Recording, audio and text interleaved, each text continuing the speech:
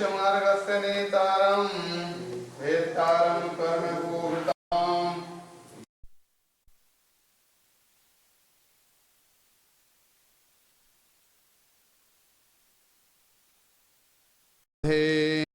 नमो अरिहंताणं नमो सिद्धाणं नमो आयर्याणं नमो अध्यायाणं नमो लोये सव्यसाहूणम्।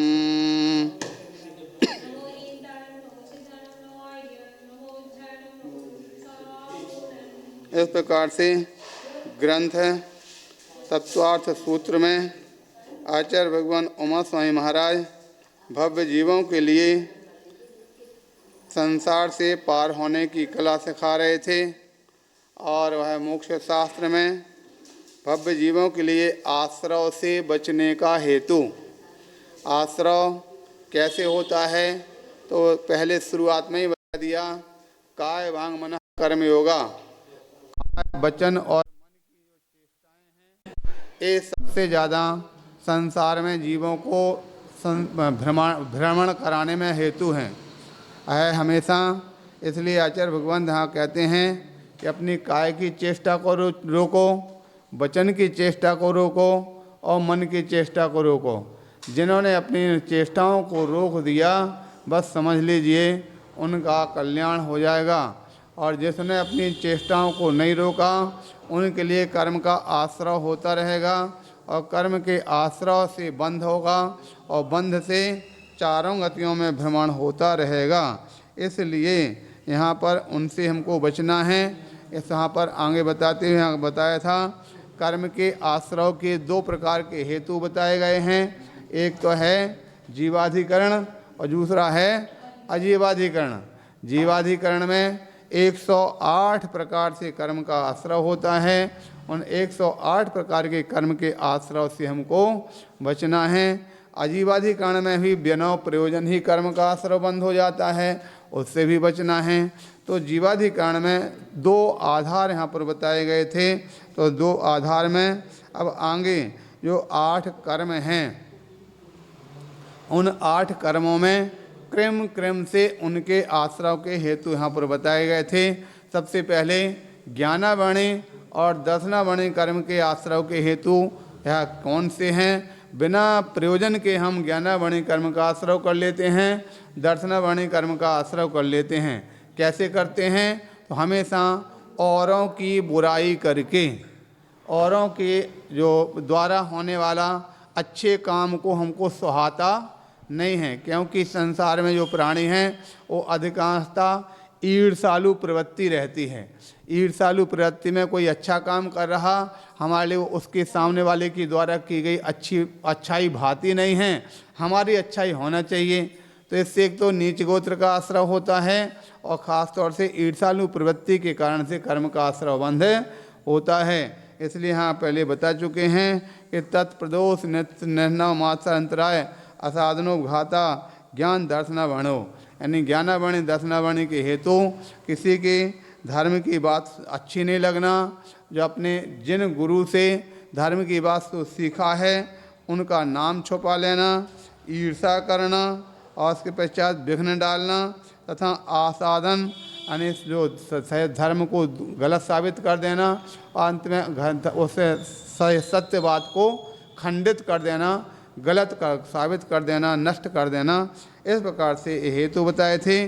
उसके बाद आगे बताया गया था वेदनी कर्म 2 प्रकार का, असाता वेदनी और साता वेदनी। असाता वेदनी सभी जानते हैं। असाता का मतलब क्या होता है? दुख के हेतु उत्पन्न होना, ये असाता है। बैठे बैठे ही व्यक्ति को असाता हो सकती है, चलते फिरते भी असाता हो सकती है।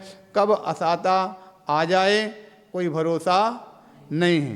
बैठे बैठे पता नहीं कब सिर में दर्द हो गया, असाता हो गई, कब कमर में दर्द हो गया, असाता हो गई, कब उठ के गिर पड़ा, असाता हो गई। इसलिए असाता कर्म के आश्रय के हेतु कौन से हैं उनको यहाँ पर बताया था।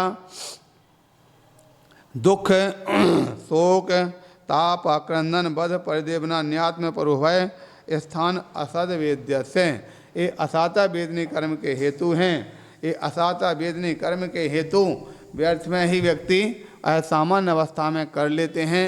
इनसे भी बचना। कभी किसी प्रकार से कोई समस्या हुई, शारीरिक चेष्टा पीड़ा हुई तो दुख मनाने लगते हैं, दुख करने लगते हैं।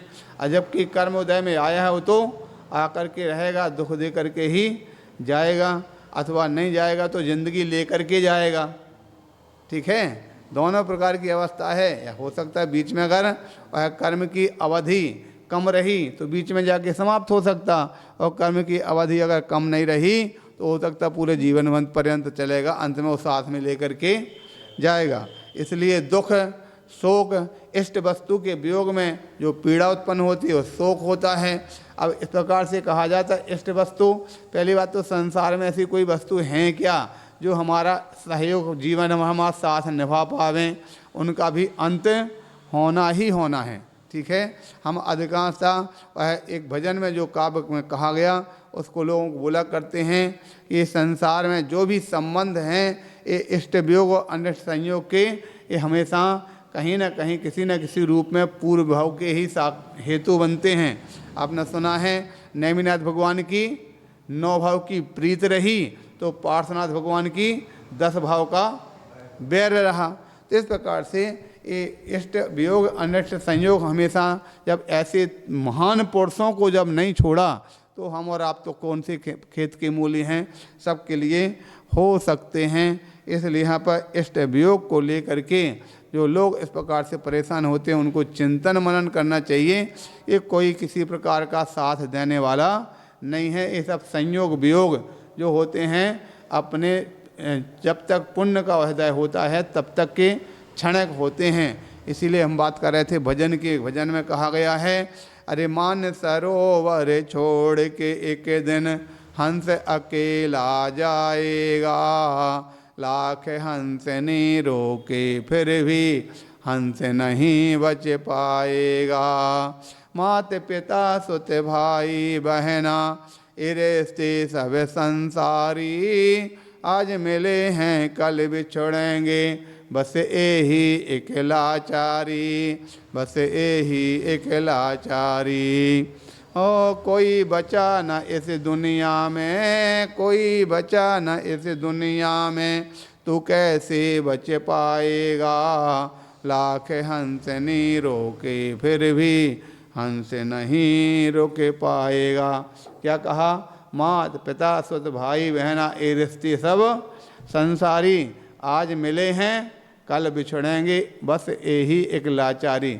वहाँ पर जब बिछड़ते हैं तो इंसान लाचार हो जाता है, वहाँ पर कोई भी उपाय नहीं बचते हैं। क्या मंत्री, क्या प्रधानमंत्री, क्या राजा, क्या महाराजा, क्या देव, क्या इंद्र, सब आखिर उन रिश्ते टूटने पर वहाँ पर लाचार होते हैं, किसी की कोई शक्ति चल पाती नहीं है।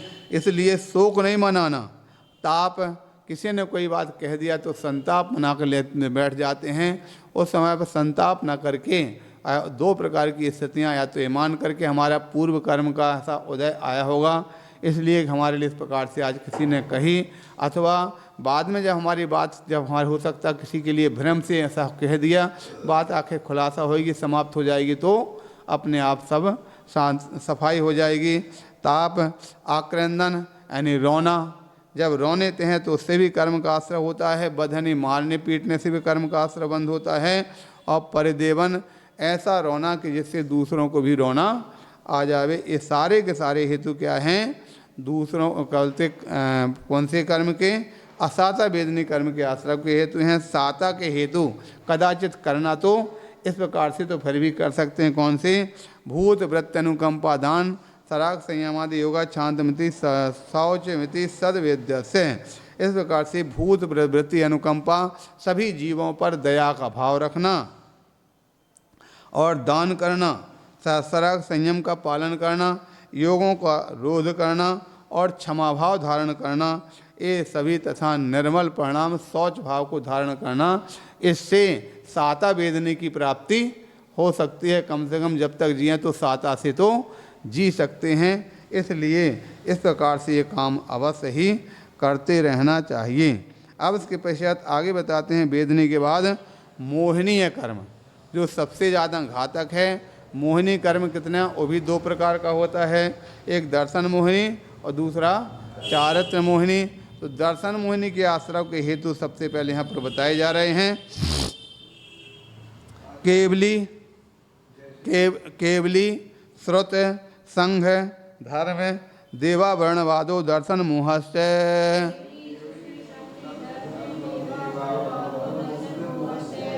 हाँ कहते हैं जो दर्शन वर्णी कर्म के आश्रव के हेतु में सबसे पहले केवली जानते हैं, जिसको केवल ज्ञान प्राप्त होता है वो केवली। श्रुत का जात पर शास्त्र, जिनवाणी ज्ञान, संघ चतुर्विध संघ मुनियार का इत्यादि, ये चतुर्विध संघ, धर्म रत्नात् स्वरूप धर्म, और उसके पश्चात अंत में देवाह स्वर्ग इत्यादि के जो देव हैं, ये देव ये कितने होते हो गए, 5 हेतु कहते हैं इनका अवर्णवाद। अवर्णवाद का मतलब क्या होता है, इनमें जो कमी नहीं है वो कमी उसको पार उनको लगाना, उसके लिए क्या बोलते हैं अवर्णवाद। ठीक है, अवर्णवाद जैसे दूषित कर देना, दूषण लगाना, इसका नाम अवर्णवाद है। ऐसा करने से जीव को दर्शन मोहिनी का मतलब है खास तौर से मिथ्यात्व।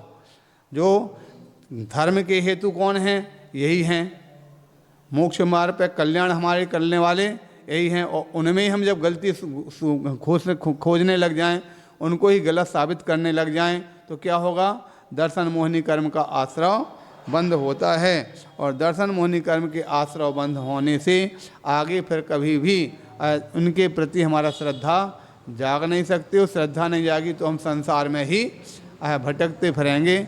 इसलिए दर्शन मोहिनी के हेतु जो है इनसे बच करके उसकी प्रकार से किसी प्रकार की अगर कोई दूषण अगर करता है तो उस दूषण को पहले तो अगर अपनी क्षमता है तो उस दूषण को समाधान करना चाहिए कि ऐसा आप कह रहे हैं ये गलत हैं, ऐसा नहीं करना चाहिए। अगर कदाचित कहते हैं इसको हमारी पूरी क्षमता नहीं है सुधार करने की, तो उस समय अपना मौन ले लेना और उस विषय से अपना दूर हट जाना चाहिए कि भैया तुम्हें जो कुछ करना हो करते रहो, हम तो अपना उससे कम सुरक्षित बचे रहेंगे।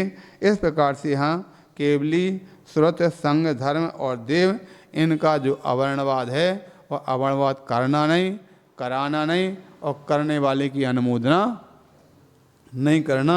इस प्रकार से तो हम उस आश्रव से भी बच सकते हैं। इस प्रकार से बता दिया।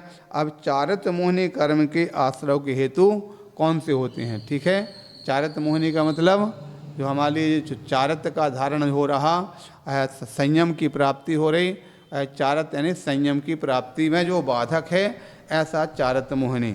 और चारित्र मोहिनी में आश्रव के हेतु क्या हैं, तो उसके सीधे सीधे जो बता रहे हैं, कसायोदया तीव्र परिणाम चारित्र मोहस्य।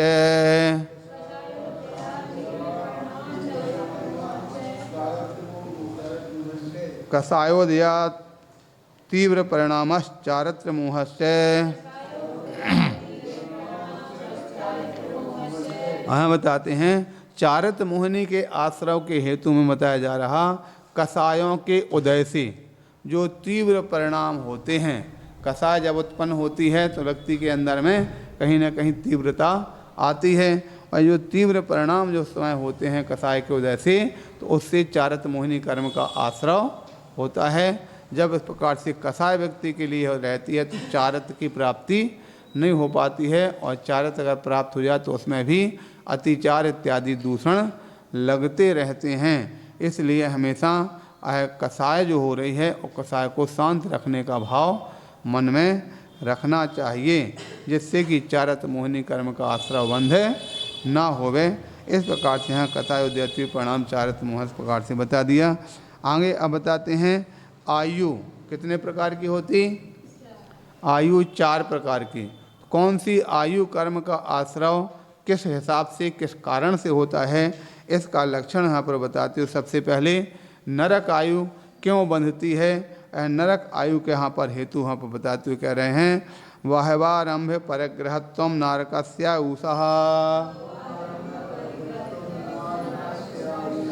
वो कहते हैं बहुत आरंभ और बहुत परिग्रह करने से क्या होता है, नरक आयु का आश्रव बंध हुआ करता है। इस प्रकार से यहाँ पर जानना चाहिए। तो बहुत आरंभ और बहुत परिग्रह किसके द्वारा हो सकता है? तो जो बहुत बहुत बड़े बड़े रईस हैं उनके द्वारा ही ये सारा काम होता है।